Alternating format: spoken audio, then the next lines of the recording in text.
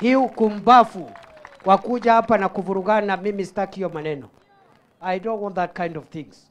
Hiyo ni ujinga kwa sababu unaumiza mtu, kesho utafanya nini? Na shida sio hao watu unaona hapa kina Karishi, watu ya gita. Karishi ni mchezo wako nao. Anakuanga hivyo, unajua ni mwanamuziki. Angatemo konwa gita. Temo konwa gita. So ile ni komedi, ile mambo yake, hatuna shida. Mwenye ameleta hiyo tabia mbaya hata sio JB, hata sio Leni.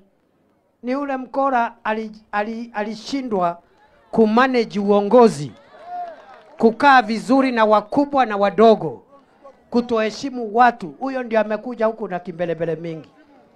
Na mimi nimemwambia anikome. Mimi sio rika yake. Mimi nimefanya mambo mengi. Yeye ni one term MP. Mimi nimekuwa senator zaidi ya miaka 10. Nimekuwa majority leader. Nimekuwa waziri wa usalama. Yeye alikuwa one term kwa bunge. Hata hakuwa chairman wa kamati ya bunge. Alafu akafanya shortcut. Mwaka mmoja akaharibu kazi. Sasa anakuja na kishirani. Anasema ati yeye ndiye mkubwa ya Mount Kenya. Wewe mkubwa ya Mount Kenya unapitia wapi my friend? Saa hii mimi ndio niko. Hey, I'm the senior most leader. Ni fire si fire. Ni ukweli si ukweli. Tukihesabu viongozi wale wakuu serikalini kutoka katika taifa, kutoka sehemu hii, I'm the senior most. Kutoka Tharaka mpaka Kiambu.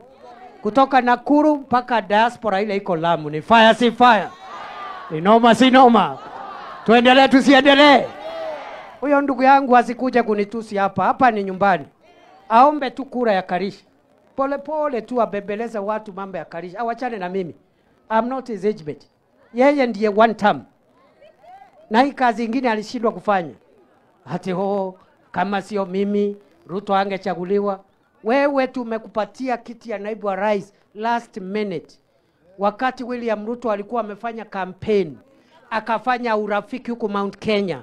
Watu wa Mount Kenya wakaamua wamchague kama rais. Lakini tukamwambia mmoja wetu sehemu hii akuwe running mate.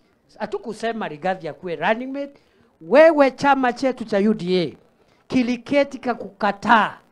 The party rejected you. Ukaleta maandamano pale Mathira, ukasema no Rigathi no Ruto. Uliingia katika kiti kupitia maandamano na fujo. Na hiyo fujo ndio imekutoa kwa kiti. Uende ukiendanga na uachane na mimi. Mimi sio rika yako. Mimi sio rika yako. Mimi nimekuwa senator, nimekuwa majority leader, nimekuwa waziri, nimekuwa deputy speaker. Sasa ni deputy president. Wewe ni nani? Waende wasiende.